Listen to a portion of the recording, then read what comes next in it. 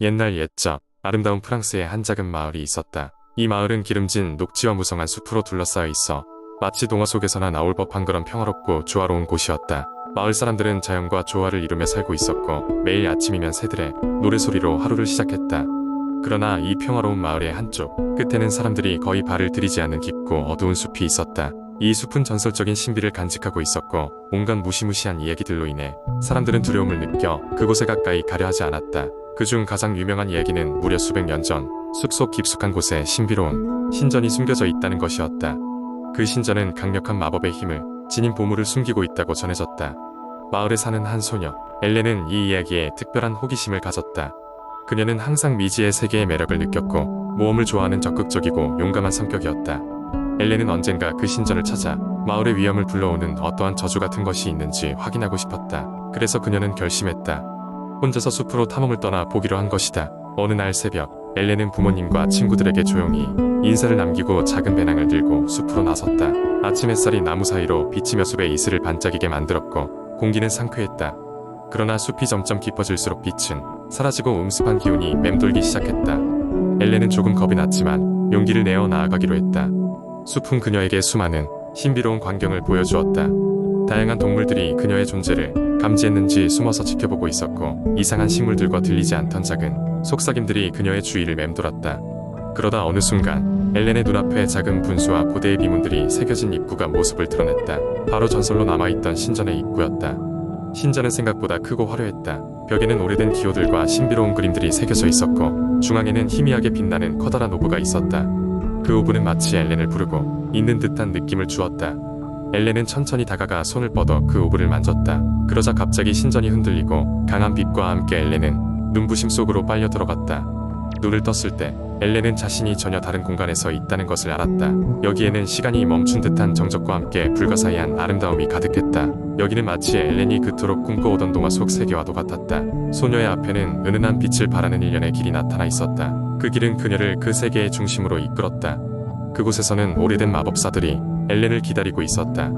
그들은 자신들의 힘을 나눠주며 그녀가 마을로 돌아가 평화를 지켜줄 영웅으로의 임무를 맡겼다. 엘렌은 마법사들에게서 배운 힘으로 마을로 돌아왔고 숲의 비밀을 밝히고 마을을 영원한 평화로 인도했다. 그 후로도 힘을 악용하지 않고 자연과 더불어 사는 법을 마을 사람들에게 가르쳤고 그 이야기는 대대로 전해져 내려오게 되었다.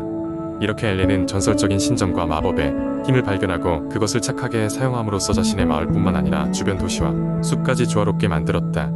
그리하여 그녀의 이야기는 오랜 세월이 흐른 후에도 마을 사람들의 입에서 입으로 전해지며 모든 이들의 가슴 속에서 희망과 용기의 상징이 되었다. 두 번째 이야기, 옛날 옛적 프랑스의 어느 작은 마을, 이름 없는 강이 흐르고 푸른 들판이 펼쳐진 이곳에 로랑이라는 소년이 살고 있었습니다. 로랑은 언제나 모험을 동경하는 소년이었지만 그의 삶은 그저 반복되는 일상의 연속이었습니다. 어느 날 로랑은 할아버지의 낡은 자전거를 타고 강가를 지나가고 있었습니다. 자전거는 낡았지만 여전히 쓸 수 있었고 로랑에게 자유를 주었습니다. 그러던 중 로랑은 어딘가 신비로운 자태의 나비가 그의 앞을 날아가는 것을 보았습니다. 나비를 쫓아가던 로랑은 어느새 익숙지 않은 숲속에 이르게 되었습니다. 이곳은 그의 마을 사람들조차 잘 알지 못하는 장소였습니다. 그때 갑자기 자전거 바퀴가 판자에 걸려 넘어지면서 자전거가 큰 소리를 내며 부서지고 말았습니다. 놀란 로랑은 주변을 둘러보다가 낯선 목소리를 들었습니다. 어찌하여 이곳에 왔느냐? 그 목소리는 나무들 사이에서 반짝거리는 빛을 띠고 있는 고대 요정이었습니다. 그녀는 아름다우면서도 위험 있는 분위기를 뿜어냈습니다. 요정은 로랑에게 말을 걸었습니다. 나는 이 숲을 수천 년간 지켜온 마르셀린이다. 이곳에 들어온 이유가 무엇인가? 로랑은 자신이 나비를 따라왔으며 자전거가 고장 나 귀가할 수 없음을 설명했습니다. 마르셀린은 자전거를 바라보다가 미소를 지으며 손을 흔들었습니다. 그 순간 믿을 수 없는 일이 벌어졌습니다. 자전거는 스스로 조립되더니 갑자기 금빛으로 변하고 바퀴에서는 빛이 반짝이기 시작했습니다. 이 자전거는 이제 특별한 능력을 가졌다. 마르셀린은 설명했습니다. 너의 소원을 이루어줄 마법의 자전거가 되었단다. 로랑은 꿈만 같았습니다. 그는 모험을 원한다고 말하자 자전거는 바람같이 움직이며 숲속 깊은 곳으로 로랑을 데려갔습니다. 그곳에서 그는 슬픔에 잠긴 어떤 여인을 발견했습니다. 그녀는 아름다웠지만 눈물로 얼굴이 젖어 있었습니다. 나는 레아 공주입니다. 여인은 말했습니다. 사악한 마법사가 우리 왕국의 저주를 걸고 나를 누군가가 구해주길 기다리고 있습니다.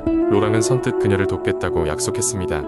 그리고 금빛 자전거를 타고 공주의 곁을 지키며 모험을 떠났습니다. 그들은 여러 위험을 마주했습니다. 깜깜한 숲을 지나고 사나운 괴물들로 가득한 계곡을 건너면서도 마법의 자전거는 그들을 끝없이 도와주었습니다. 결국 그들은 마법사의 성에 도달했습니다. 로랑은 지혜와 용기로 마법사의 함정을 피하고 결국 마법의 정수를 파괴할 수 있었습니다. 마법사는 무력해졌고 저주는 풀려났습니다. 왕국은 다시 빛을 되찾았고 레아 공주는 안전하게 자신의 고향으로 돌아갈 수 있었습니다. 그 후 로랑은 마법의 자전거를 이용해 여러 곳을 여행하며 많은 사람들을 돕고 새로운 세상을 탐험했습니다. 그리고는 다시 마을로 돌아와 그곳에서 평화로운 나날을 보냈습니다. 그의 이야기는 전설이 되어 사람들에게 영원히 기억되었습니다. 요정 마르셀리는 어디선가 미소를 지으며 진정한 용기의 의미를 깨달은 소년을 축복했습니다. 세 번째 이야기. 옛날 옛적 프랑스의 한 작은 마을에 루미에르라는 아름다운 과수원이 있었습니다. 이 과수원은 1년 내내 환상적인 달빛을 받는 곳으로 마을 사람들은 여기에서 자라는 과일이 특별한 힘을 갖고 있다고 믿었습니다. 이 과수원을 소유한 사람은 클레망틴 할머니였는데 그녀는 이 과수원을 마치 자신의 아이처럼 아꼈습니다. 클레망틴 할머니는 어린 시절부터 이 과수원에서 자랐습니다.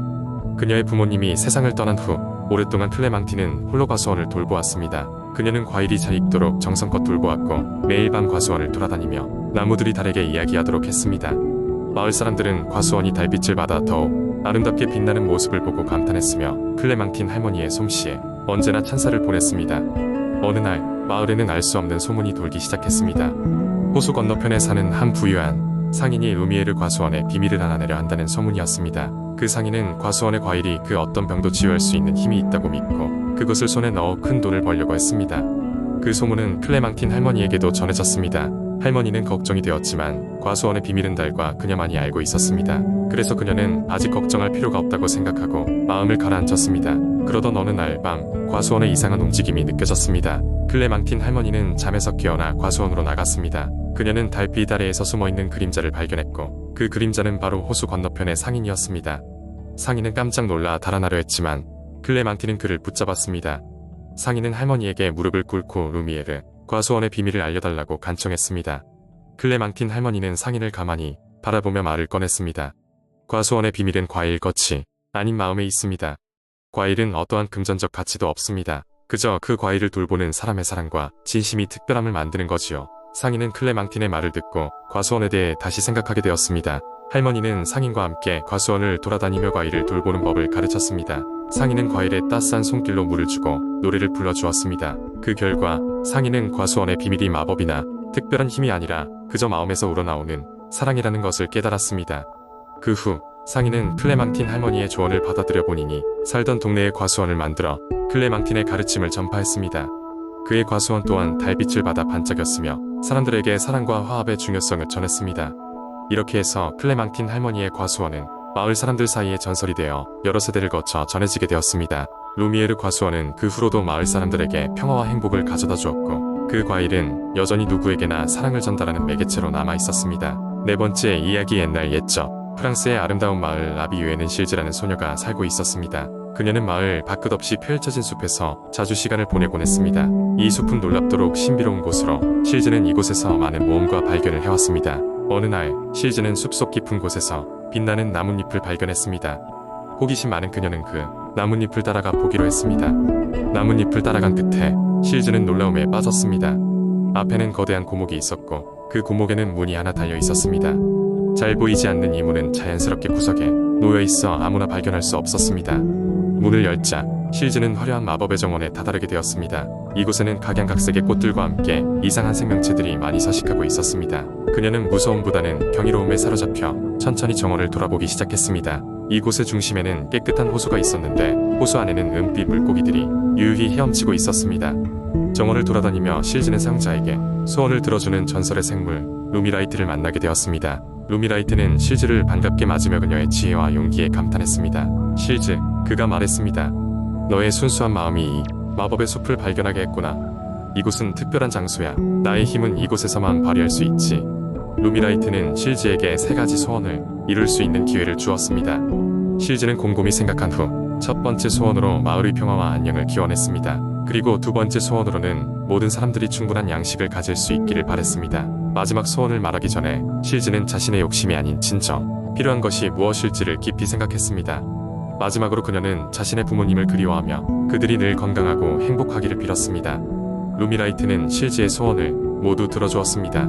너는 참으로 착한 마음씨를 가졌구나. 너의 소원으로 인해 많은 이들이 행복해질 거야. 라고 그는 말했습니다. 그 후 실즈는 마법의 숲을 다시 찾지 않았습니다. 대신 그녀는 마을에서 다른 사람들과 함께 더 불행한 사람들을 돕고 마을 전체에 선행이 퍼지도록 했습니다. 그녀의 소원 덕분에 마을 사람들 모두 보다 풍요롭고 행복한 삶을 살 수 있게 되었습니다. 시간이 흐르며 실즈는 마을에서 전설적인 존재로 남았습니다. 그리고 그가 남긴 이야기는 수많은 사람들에게 전해져 사람들이 서로 돕고 평화롭게 살 수 있도록 독려하는 교훈이 되었습니다.